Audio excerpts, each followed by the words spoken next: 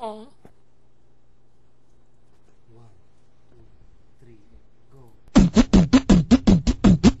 Halika na't pasukin natin ang mundo ng laro. May kosa mas matindi pa sa mga ego'y at kano kapag bumanat sa mic. Katumbas ko'y ilang tumbok sa aking dila na hindi na nagbabago ng tumbok. Hinasa ng panahon, kasabay ng beatboxong estilo at inilapat ang mga letrang sintigas like Escudero at ilang kwentong barbero ang aking natanggap. Ang masapawan ng pangalan ko kay hirap matanggap. Ako yung bata na gustong gawing bataan, na veteranong naturing ang utak ay walang laman. Magko-compose ng English rap na ang puntirya'y magpabounce. Ang papanggap na Inglesero, mga bobong mag-pronounce full effect. Pero ang rhyming ay na-discorrect, hindi matake ang pag-arte. Sabi ni Derek, wala kang karangalan para sa akin magyabang. Isa ka lang na tagahanga na gusto sa akin mag-abang. Ikaw ay bata para sa akin, wag kang magmagaling. Wala ka pa sa kalahati ng aking narating. Ngayon ka pa lang sumisibol at biglang sumulpot. At kumpara sa akin na kay dami ko nang nasundot, na dahil lang sa pagrarap kay dami nang nainggit. Pinapagana ko ay utak at hindi ang damit. Kasi ang iba ay nagrarap para lang sa chikas. E paano kung hindi na uso, bigla ka na lang lilikas. Hindi usapan kung veterano o maging baguhan, o kung ang mic ay nasa kaliwa o nasa kanan.